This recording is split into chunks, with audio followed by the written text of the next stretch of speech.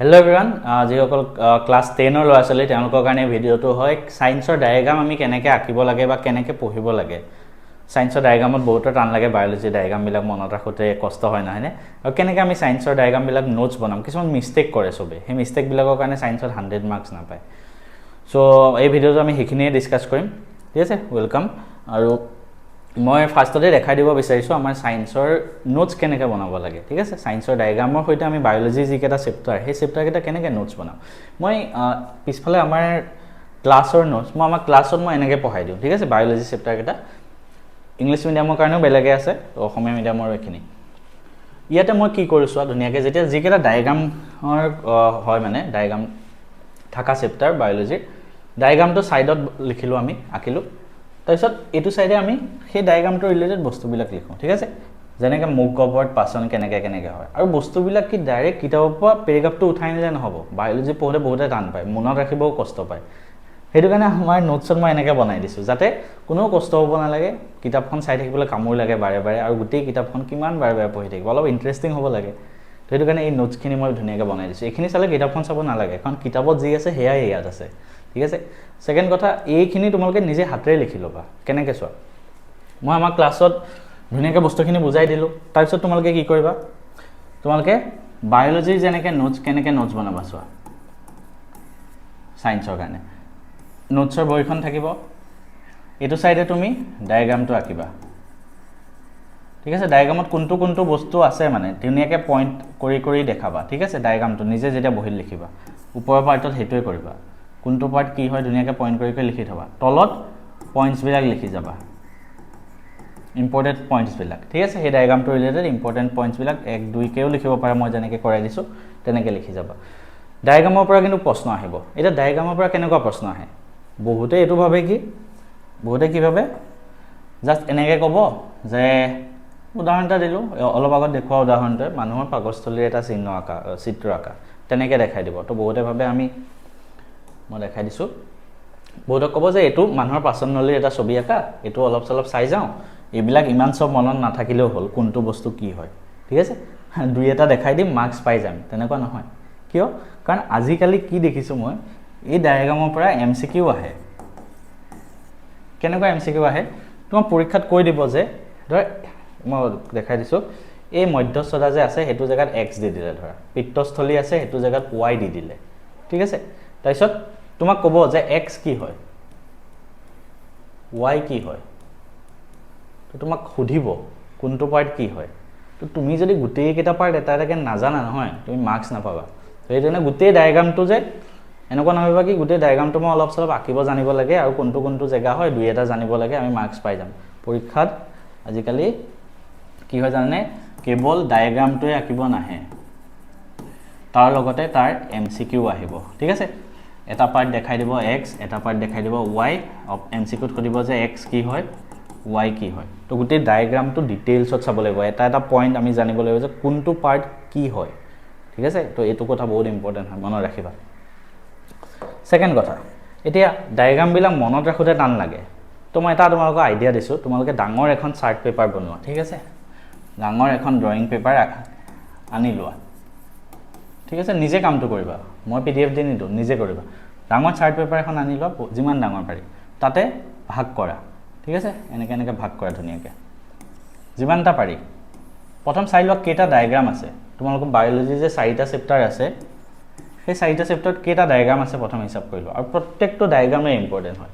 তো ইয়াতে এটা ডায়াগ্ৰাম লিখিলা, ইয়াতে 2টা, ইয়াতে 3 নম্বৰটো, তেনেকৈ গোটেইখিনি ডায়াগ্ৰাম এই চাৰ্ট পেপাৰখনত আঁকি দিয়া, ঠিক আছে। অকল ডায়াগ্ৰামটো নহয়, তোমালোকে দেখাইও দিব লাগিব কোনটো পাৰ্ট কি হয়। এই চাৰ্ট পেপাৰখন পঢ়া টেবুলৰ আগত লগাই থৈ দিয়া, চাবা বাৰে বাৰে চাই থাকিলে ডায়াগ্ৰামবিলাক মনত ৰখি যাব, আৰু কোনটো পাৰ্ট কি হয় মনত ৰখি যাব। তো সেইটো কাৰণে এইখিনি কাম কৰিবা, ঠিক আছে, এইটো কাম কৰিবা।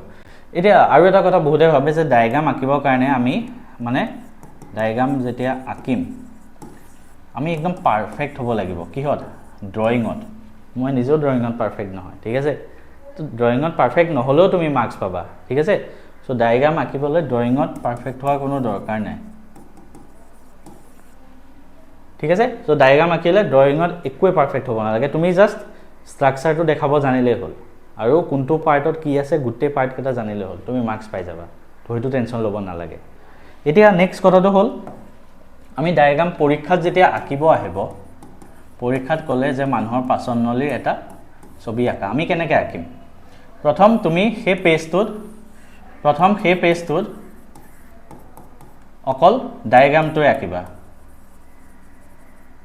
ঠিক আছে সেই পেজটোত অকল ডায়েগ্ৰামটোৱে আঁকিবা পৰাপক্ষত বহীখন এনেকৈ থাকিব ন এইটো লেফ্টৰ ছাইডটো এইটো ৰাইটৰ ছাইডটো তুমি এই ৰাইটৰ ছাইডটোত আঁকিবা ঠিক আছে ৰাইটৰ ছাইডটোত ডায়েগ্ৰাম আঁকিবা আৰু তাত অকল পেঞ্চিল ইউজ কৰিবা কি ইউজ কৰিবা অকল পেঞ্চিল তলত লিখি দিবা ফিগাৰ কি আঁকিব দিছে পাচননলীৰ চিত্ৰ এই বস্তুটো পেঞ্চিলেৰে লিখিবা ঠিক আছে তাৰপিছত পাচননলীৰ ইয়াতে ডায়েগ্ৰামটো আঁকিলা এতিয়া পাৰ্টবিলাক যে দেখাবা এনেকৈ সেই পাৰ্টবিলাকো পেঞ্চিলেৰে লিখি দিবা ঠিক আছে আৰু সব বস্তু মানে এই পেজটোত অকল পেঞ্চিলে ইউজ হ'ব ঠিক আছে চ' তেনেকৈ কৰিবা তো আই হোপ বস্তুটো মনত থাকিব তোমালোকৰ নেক্সট কথা আমি ডায়েগ্ৰামবিলাকৰ কাৰণে আমি কুৱেশ্যন কেনেকৈ প্ৰেক্টিছ কৰিম কাৰণ ডায়েগ্ৰামৰ পৰা অকল ডায়েগ্ৰাম আঁকিবই নাহে MCQ আহে তো আমি জানিব লাগিব সেই ডায়েগ্ৰামবিলাকৰ পৰা কেনেকুৱা ধৰণৰ MCQ আহে তাৰ কাৰণে কি কৰিবা যিসকল আমাৰ কোৰ্চত আছা মই কোৰ্চতটো ডায়েগ্ৰামবিলাক বুজাই যাওঁ যিসকল আমাৰ কুৱেশ্যন বেংক লৈছা সেই কুৱেশ্যন বেংকখন লৈ লোৱা যদি লোৱা নাই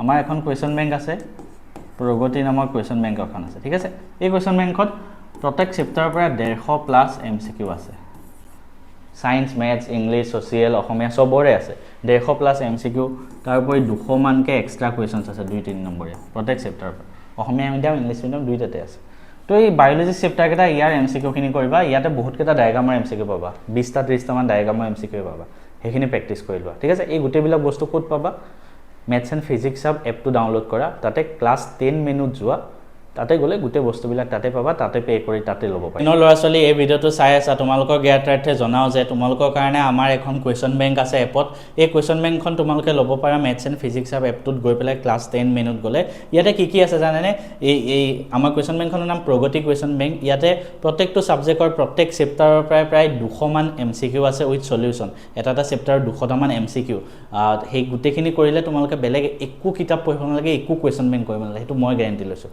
সব সাবজেক্টৰ 100+ ইয়াৰ উপৰি প্ৰত্যেক চেপ্টাৰৰ পৰাই লং কুৱেশ্যনো আছে 100টা মানকৈ এটা চেপ্টাৰৰ ভাবা ইংলিছ মিডিয়াম আছামিজ মিডিয়াম দুইটাৰ বাবে উপলব্ধ আছে maths English science Assamese social এই গোটেইকেইটা ছাবজেক্টৰ বাবে প্ৰায় 15,000 মান কুৱেশ্যন আছে আমাৰ PDF পাবা এপটোত গৈ পেলাই ঠিক আছে গতিকে যিসকলে লোৱা নাই এতিয়াও বহুত ল'ৰা ছোৱালী পঢ়ি আছে গৈ পেলাই লৈ লোৱা জাষ্ট 399 ৰুপিজ ইয়াৰ উপৰি আমাৰ বহুতকেইটা কোৰ্চ আছে তোমালোকে এই কোৰ্চবিলাক জইন কৰিব পাৰা যেনেকৈ কুৱেশ্যন বেংক হয় ছ'চিয়েল সায়েন্সৰ নোটছ আছে মই নোটছ বনাই দিছোঁ তোমালোকক ইংলিছৰ ফুল কোৰ্চ আকাশ ছাৰে পঢ়ায় আকাশ ছাৰে নিজে NIT শিলচৰৰ হয় ইংলিছত 100 পাইছিলে মেথছৰ ফুল কোৰ্চ আছে মই পঢ়াওঁ 1500 ৰুপিজ এই গোটেই পইচাবিলাক একবাৰ দিলে হ'ল 1500 টকা কাৰণ মই মেথছত নিজে 100 পাইছিলোঁ বহুত ল'ৰা ছোৱালী পঢ়ি আছে সিমিলাৰলি সায়েন্সৰ কোৰ্চ আছে মই পঢ়াওঁ 1500 ছ'চিয়েলৰ কোৰ্চ আছে মই এটা ইংলিছ মিডিয়ামত কোৰ্চ আছে ছ'চিয়েলৰ যোনটো আকাশ ছাৰে পঢ়ায় এটা আছামিজ মিডিয়ামত আছে মই পঢ়াওঁ আৰু জিঅ'গ্ৰাফিৰ নোটছ আছে এই গোটেইখিনি তোমালোকে ক'ত পাবা মেথছ এণ্ড ফিজিক্স হাব এপটো ডাউনলোড কৰা তাতে গৈ এই যোনটো 10K+ ডাউনলোড 4.4 ৰেটিং আছে ক্লাছ 10 মেনুত যাবা তাতে গৈ তোমালোকে নিজৰ মৰ্জিমতে কোৰ্চটো পাৰচেজ কৰি লোৱা প্ৰথম কথা এই কোৰ্চটো পাৰচেজ কৰোঁতে তোমালোকে অনলাইন পে'মেণ্ট কৰিব পাৰা স্কেনাৰ আহি যায় তাতো পইচা দিব পাৰা আৰু আগৰ যিমানবিলাক ৰেকৰ্ডেড ক্লাছ হ'ল সেই গোটেই ৰেকৰ্ডেড ক্লাছবিলাক তোমালোকে ইয়াতে আগৰ ক্লাছবিলাকো পাই যাবা কোনোবা যদি চোৱা নাই ইয়াতে আমাৰ কোৰ্চবিলাকত কি পাবা জানানে লাইভ ভিডিঅ' থাকিব ঠিক আছে লাইভ ভিডিঅ' থাকিব তাৰপিছত ৰেকৰ্ডেড ভিডিঅ' থাকিব ইয়াৰ উপৰি তোমালোকক ধৰা মক টেষ্ট থাকিব প্ৰত্যেক চেপ্টাৰৰ পৰা মক টেষ্ট কৰাই দিওঁ আমি আৰু ইয়াৰ উপৰিও তোমালোকক লাইভ ডাউট সেশন লওঁ দেওবাৰে গাইডেন্স দিওঁ আৰু ক্লাছৰ নোটছ থাকে যেতিয়াই মন যায় তোমালোকে ৰেকৰ্ডেড ক্লাছখিনিও চাব পাৰা প্ৰত্যেকটো বস্তুৰে মই কেয়াৰ লওঁ আৰু বহুত ল'ৰা ছোৱালী যোৱা বছৰ